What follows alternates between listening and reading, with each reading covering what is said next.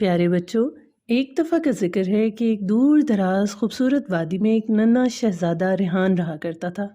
रेहान निहायत बहादुर मगर एक मुतजस्सिस शहज़ादा था। उसे नई नई चीज़ें दरियाफ्त करने का बहुत शौक़ था। एक दिन जब वो बाग में खेल रहा था तो एक रंगीन सुनहरी रोशनी से चमकती हुई तितली उसके पास आकर बैठ गई। ये कोई आम तितली मालूम न हो रही थी, ये एक जादुई तितली लग रही थी।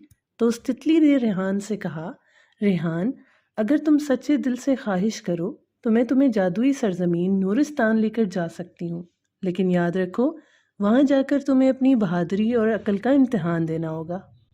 रेहान की आंखें खुशी से चमक उठीं और उसने फौरन हाँ कर दी। तितली ने अपने पर हिलाए और पलक झपकने में रेहान को एक जादुई दुनिया में पहुंचा दिया। वहाँ आसमान नीला नहीं बल्कि गुलाबी था, दरख्त चमकते हुए मोतियों जैसे थे और परिंदे सुनहरी आवाज़ में गाते थे। लेकिन नूरिस्तान में सब कुछ ठीक नहीं था। एक खौफनाक देव कालूस, जिसने खुशियों पर कब्जा कर रखा था, और वहाँ के लोग उसकी वजह से बहुत उदास थे। फूल मुरझा चुके थे और कौसे कज़ा छुप गई थी। तितली ने रेहान को एक सुनहरी चाबी दी और कहा, हम चाबी देव के किले के ताले को ये जाती है, तुम उसको खोल सकते हो, लेकिन तुम्हें 3 चैलेंजेस का सामना करना पड़ेगा। और रेहान ने हिम्मत में सर हिला दिया।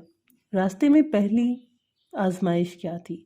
वो कौन सी चीज़ है जो बग़ैर पर के उड़ती है, बग़ैर मुंह के गाती है और बग़ैर पाँव के दौड़ती है?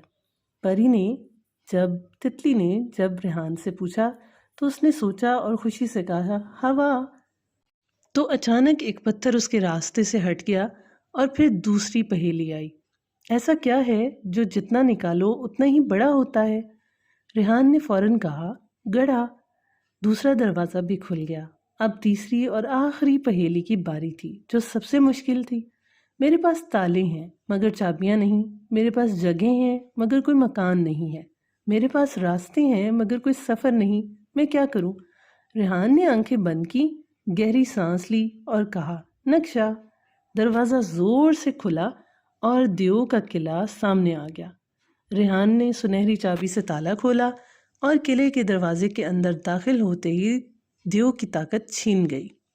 रोशनी वापस आ गई, फूल दोबारा से खिल उठे और कौसे कज़ा पूरे आसमान पर फैल गई। नूरिस्तान के लोग खुशी से नाचने लगे और तितली ने रेहान को सलाम किया और कहा, तुम्हारी बहादुरी हमेशा एक कहानी बन के सबको याद रहेगी। रेहान मुस्कुराया और फिर वापस अपने बाग में आ गया, लेकिन उसकी जेब में आज भी वो सुनहरी चाबी मौजूद है और दिल में एक नया ख्वाब।